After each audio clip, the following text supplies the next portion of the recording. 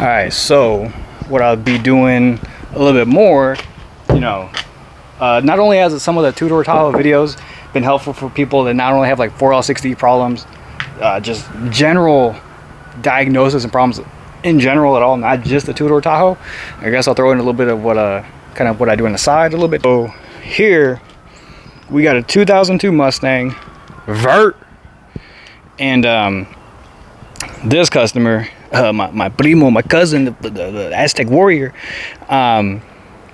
has a few complaints. He has not been able to figure out why this thing has been misfiring, and he says it misfires when it is raining a lot more. As of right now, I couldn't really figure anything out, but I did find a few things. So it's a regular 4.6. It's a 2002. It has about 70,000 miles.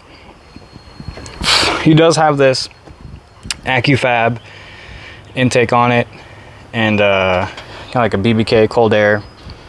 That I think can mess with it a little bit, but the biggest thing is that he said it was doing it prior to him doing all of this stuff. So I'll take a look at what I can find, and already off the bat I found a few of these things. Now this spark plug gap, if you can see here, is a little bit too thin, and this plug is all rusted out. So this guy right here, I believe this is bank 1, this is bank 2, I think this is number 6. You can see number 6 is all oily, and again, the plug is, the gap is probably like at 38 when it should be at 58 thousandths. And this is number 1, same thing, oily. And he has a mix-up of plugs in here. You can see right here we got iridiums, here we got Motorcraft, and yo, you good? So that off the jump, and the gaps are a little off. So we got a new set of plugs in it. We got good old trusty auto lights. You got some good little spark plug gappers right here. If you don't know what these are, you can get these on Amazon. They got the 2 different thread pitches for the different types of spark plugs you're going to be commonly messing with. And then another thing that I found out, well, this thing's been hit before, so I'm just going to leave that alone. But he says when it rains. So what I found out right here, nothing is freaking open. I mean, nothing is covered. Nothing in here is covered. And over here, you see a connector.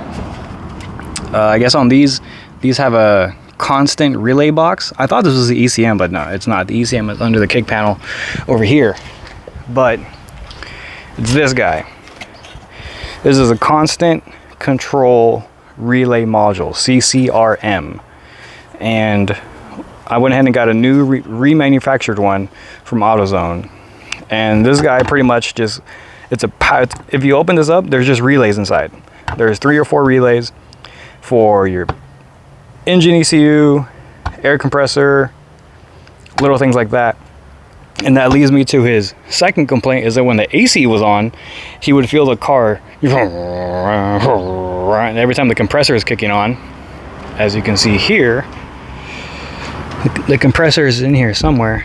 Oh yeah, down right here. You can see that compressor. So every time that clutch is engaged, when he turns the AC on, the RPM is kind of like blah, blah, blah, blah, blah, blah, blah, blah, blah, blah, blah. So it was really acting up a little weird. And then when I opened that up, there was a little bit of water inside of it, kind of like signs of water, because this thing is just open and exposed to the elements. But this one looks like it's sealed a little better. I wonder if I get like toilet bowl sealer and just put it around the freaking edge. But then you still got some coming in, whatever. But he says it gets really bad when it rains. So this guy, then we got a set of plugs. I'm gonna put it all back together, and then when it's all back together and up and running, I'll see what kind of a difference it's gonna make. It should make a considerable difference, being that those were a little bit mismatched, and that had a little bit of corrosion in it. So, but when I scanned it, I had no direct faults, no misfire cylinder 7, no this and that, but it was running a little off. And in the Autel, I could see that misfires were registered at around 70% load. So he was probably going, and I think it was at 72 kilometers an hour too. So He was probably driving 35, 42 miles an hour, going somewhere, and then it started to hiccup a little bit. So I'll put everything back together, and I'll see how it is if when we go for a drive. But everything else looks fine. I gotta fix the vert, see what's going on with that. But everything else looks, as far as this is concerned, it looks okay. I would prefer to have the stock one on here, just because once you start messing with this kind of stuff, especially that BBK stuff and different mass airflow sensors, it can throw everything way off.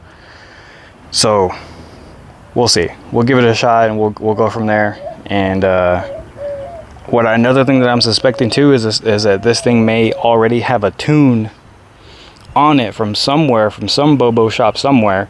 So that is another variable that I do not like when it comes to messing with this kind of stuff, because when it comes to working on these, factory is how I would like it.